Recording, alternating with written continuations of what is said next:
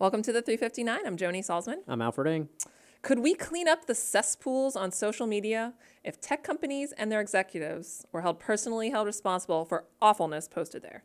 It flies in the face of a fundamental principle of the internet, but the UK released a plan on Monday that would create an internet safety regulator to do just that. This regulator would hold tech companies legally responsible if they don't remove things like terrorist videos or hate speech quickly enough.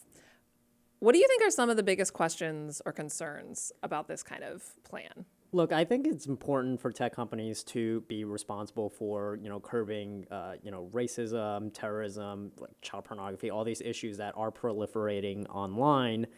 I do think that this bill or this proposal in the UK is taking it maybe a little bit too far here. I think the biggest concern from a lot of folks in tech is about free speech and essentially what kind of content can and cannot be posted on social media, and holding them this responsible, I don't think is really a sound plan.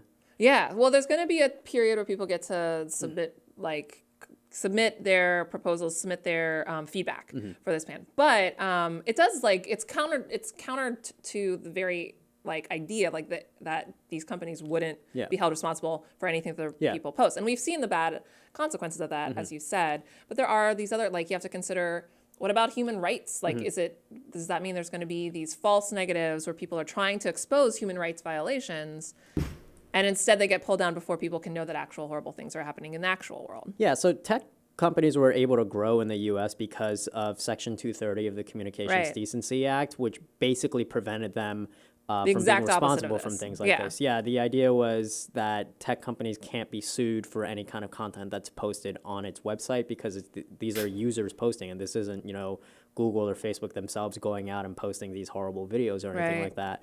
But I think that, that bill is pretty old, and there have been lawmakers suggesting changes to that. But I would, again, argue that you should tread very carefully when it comes to that because there's so many free speech issues that come with that. Yeah. Moving on, the best place to check robots, VR, and 3D printing may become your local library. As the world at large becomes more technologically advanced, libraries are sticking sleek, high-tech, lab-like capabilities next to their shelves of books. So in addition of putting more books online to borrow digitally, some libraries are adding things like Sphero robots, Raspberry Pi computers, GoPros, VR goggles, and 3D printers. Have you ever been to a library like this? My college library had a 3D printer, but I also paid a lot of money to go to college, so better damn well have that. I can say I definitely appreciate more libraries having these for public access and things like that. And I think that's the idea. When I go to Sundance, it's in Park City, Utah, and it's a very it's a area where there's a lot of money that comes in, and so there's a lot of kind of public infrastructure for things like this. Their library is sick. They have a 3D printer. You can go in and you can use that. There's VR goggles. There's this whole room set up where you can just stroll in and try all these cool technological things. I think that as all this tech develops, we're falling into this kind of territory where, this tech can only be for people that have money and are privileged enough to buy a 3D printer or something like that, and you're going to be excluded from that. And I've always looked at libraries as a good resource for people that don't have the money for things like that. I know when I was a kid, we couldn't buy a printer. So I'd go to a library, print out stuff all the time. Right, and so this is kind of it's a progression on that theme. Libraries have had things like copiers, fax machines, printers, technology that now is kind of arcane, but at the time was something that other people maybe couldn't access. And I think 3D printers might be a lot more useful in that regard. I know that in prisons they have to 3D print teeth sometimes for for fillings. I mean, they could you could use that as an actual resource at your library. Sending teeth to our prisoners and their inadequate healthcare. Okay, moving on. And finally, our own Jessica Dolcourt traveled to Chicago last week to test Verizon's new 5G network. The day after it launched, the experience made her want to cry. Check out that story and many others on CNET.com. I'm Joni Salzman. I'm Alfred Ng. Thanks for listening.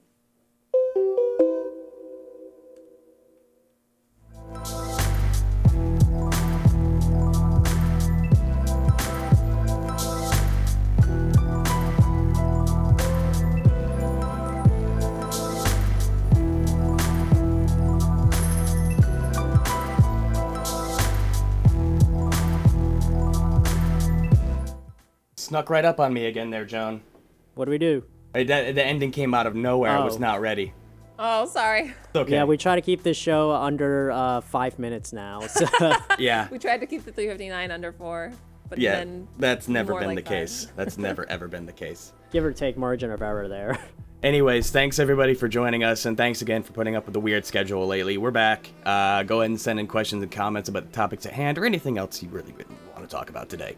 I'm going to try to struggle through this, so bear with my voice for the time being. I really like this library idea. I think that seems like a no-brainer.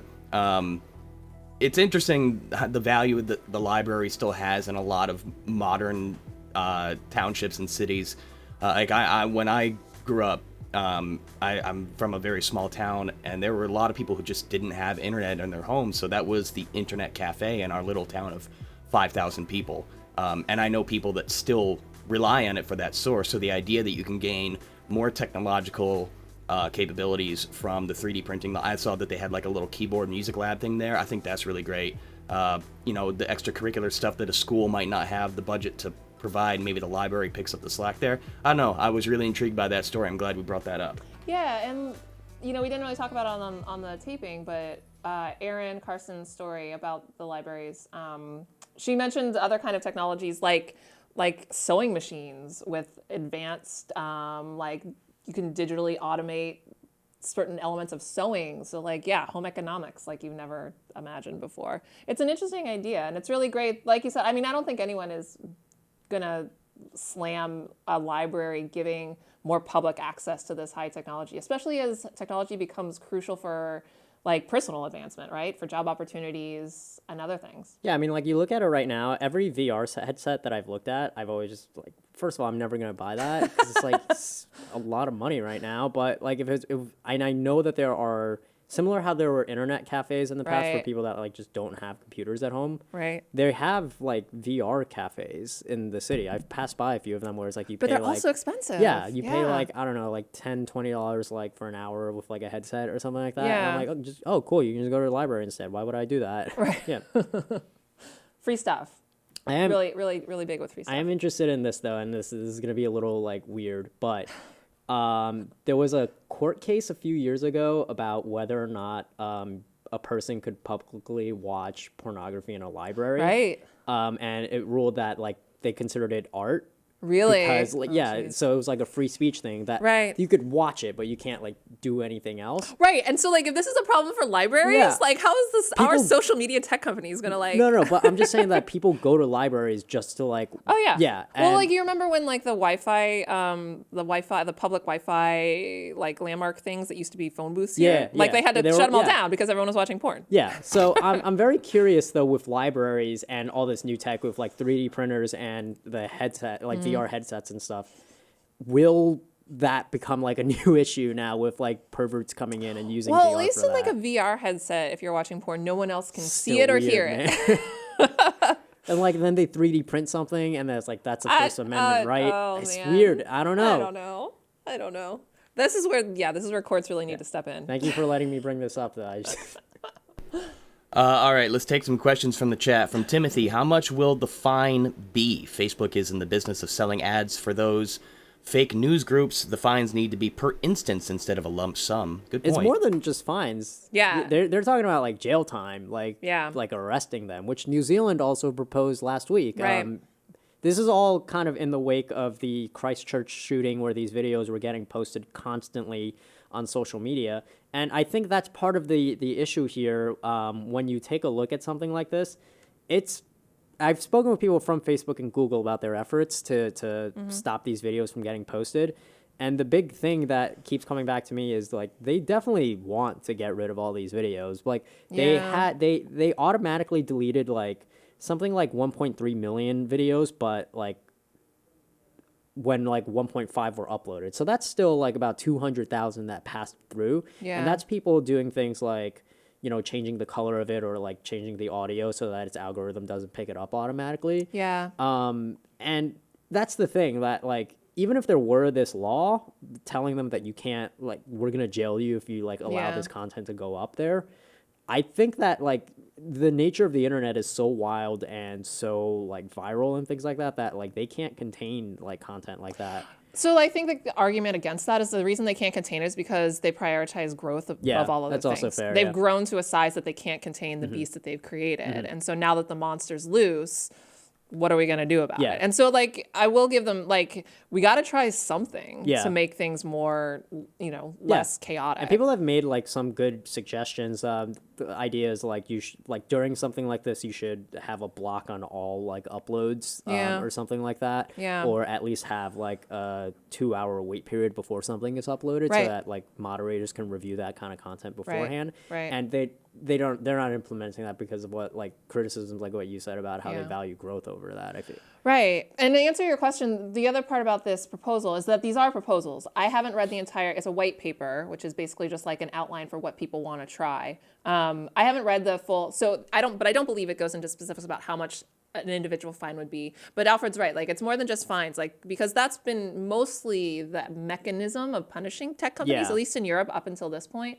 And we can see that, when you're talking about the like 5 most valuable, powerful companies on the planet, fines don't have the same motivating factor. Google has fined stuff. like something to the tune of like $1 billion. No, like $5 billion. Yeah, they're still doing pretty well. So. Right. So there's a lot of wait and see. It is just a proposal. There aren't specifics about that kind of stuff in it. The idea is that there'll be 12 weeks to make those specifics clear before anything's put in place. But there's a lot of things on the table with this plan individually. Next question, can Facebook have the ability to actually find and destroy deepfake videos yet? Oh, I just read about deepfakes last week. Well, I can tell you for sure, Facebook doesn't have the technological capability to find and destroy deepfake videos because the Pentagon doesn't even have the capability to find and destroy them. And we're at a point right now with deepfakes where the scary part is that they're very quickly getting more accessible and harder to detect, but they aren't quite at the point yet where the human eye, if you're looking at it, the human eye can kind of tell, especially for people, for like everyday person access to deepfake technology. It's not quite at the point yet where you're like completely, totally fooled. At least the people that I talk to that are working on media forensics that are trying to battle it. But I can tell you for sure, like if like the Pentagon isn't at that point yet, then Facebook isn't, considering all the fires they've had to put out lately. Also, it's very unfortunate the way that the online like moderating system works currently. It's very much like your immune system, where if it's like a completely new video that Facebook or Google hasn't seen before, it kind of just passes through. Yeah. And like it has to be reported first. So like there's always going to be like some kind of like patient zero like out there. Right. And then once people download it and then re-upload it on a massive scale, it's like that's part of why destroying these videos are so hard. Yeah. Yeah. One of the things that one of the researchers I talked to suggested as a possible way to, instead of like a way to detect deepfakes, a way at the beginning, at the actual capture of video, to have basically like a fingerprint on video that's captured when it's made, so that if anything is like deep faked into that video, you can say this is an obvious fake because it doesn't have such and such like blockchain whatever on it. The idea of detecting deepfakes, not by looking at the deepfake itself, but looking at what it's purportedly coming from. Like if every like video that a presidential candidate filmed and shot, it's like logged and cryptographically identified, so that if anyone tries a deepfake from it, you'll have this log to go back to and say, this isn't real because this is what actually is real. But like I said, Facebook's not doing that stuff. The Pentagon's doing that. And other like people at Stanford are doing that. So we got some really great comments coming in from user Gaming TV. What we need are actual national internet laws to start ticketing people that spread false info. Interesting thought. I wonder how that could actually be brought to fruition, if at all. He also goes on to say, fake news isn't the problem, it's the lack of controlled content. There's a reason why YouTube is never under fire. It's because they have fire nets that prevent certain kinds of content from even being uploaded. And I would dare say, like, that's not an absolute truth there either, but I understand where he's coming from. What do you guys think about these comments? That's not, the latter point I don't think is true at all. The Christchurch shooting videos were going up on YouTube at like an incredibly fast rate. YouTube's been criticized a lot for child abuse. Yeah, on their and like, site. But that's not the content. Those are the comments usually, isn't it? No, content too. Is it? Okay. Parents abusing their kids for money. Yeah. Oh, I remember that. Yeah. And like child molesters having channels where like their talent is young kids and they sexually abuse them in order to get them to do things. Yeah, like YouTube is not. It's bad. There's dark cesspools there too. But I think what the underlying question, I guess, was sort of penalizing people that post in the real world rather than holding the platforms accountable. Is that kind of a license to internet? I mean, like that gets into some crazy. I think that's really problematic. I don't think that's Yeah. I mean, like, look, I do agree that there are problems with people that like post false information online, but yeah, that's the big problem that like a lot of social networks also have too, where like it's hard to tell when somebody's like joking or if somebody's like just posting something as like they seriously mean it or something like that. These are all like issues. Like it's not like a one and done like kind of scenario. True. And there's a lot, at least in the U.S., these are UK regulations that we're talking about today, but in the U.S., there's a lot more powerful First Amendment protections for people because that's what the First Amendment protects rather than tech companies. So it's easier to create legislation that would create legislation and regulation for a tech company rather than it would be for individual people that have a Bill of Rights protecting their freedoms. All right, we got just a few minutes left. Let's try to tackle a few more. Crypto B, do you think Instagram and WhatsApp have more active users than Facebook these days? No, they don't. Yeah. But Instagram's growing a lot, and WhatsApp's also growing. But Facebook is still the biggest social network in the entire world. Also, I would want to point out that once they do get bigger, like tackling disinformation and like videos like that are going to be even harder, especially with WhatsApp. Yeah. So in India, Facebook owns WhatsApp. Instagram. So all these are Facebook. So what they've had to do in India, like because there's an election going on there right now, is instead of having moderators look through for like disinformation and like groups and things like that, because it's all messaging based and encrypted, and they can't like have any algorithm searching through that. They've resorted to asking people to report any disinformation that they see on WhatsApp instead. And it's just like, oh, we can't moderate this, so please like do this for us. And that was a big criticism when Mark Zuckerberg made the whole like encryption and privacy are the future of Facebook. It's like, well, one benefit for you is if everything's encrypted and everything's private, you aren't held accountable for all this horrible stuff that gets spread on your networks. And that's the other thing I've looked at with Instagram too, especially with stories, which is becoming like the most popular thing on Instagram currently. Because all these posts disappear within like 24 hours or so, there's disinformation campaigns there that like just go away and like before a moderator even sees it, but like even harder to track. And this, Alfred brought up India. I think it was either India or Pakistan where people were killed. Like there were mobs that killed people over disinformation over WhatsApp in the last year and a half. So like we're talking about life and death consequences for these things. And those are the kind of stakes that I think UK regulators, obviously Australia regulators, or New Zealand regulators, I mean, that's a clear life and death situation. That's what people are thinking about when they're talking about the stakes for having these kind of regulations amp up to the degree that they are. Great discussion today, folks. Just enough time for a couple more. Mark Dibble says if accounts were attached to people and not emails, the constant posters would think twice, I bet. That's a question we've been asking since day one. Mahmood, I like this comment kind of got me. He says, we have an age limit for alcohol and cigarettes, but not for social media, which is more addictive than all of those. That's a wild thought, but remember, Facebook started, you had to have a college email address, so you had to be a college student. student. Technically. And I just want to say this, that like I think that disinformation and hoaxes online are a big problem, but I don't think tying an identity to your online, to get online, is the solution, specifically because that's like a major like freedom of speech issue. A lot of people, like protesters and activists and people that like speak up online and use it as a platform to talk against like abuse and government regimes that are incredibly oppressive.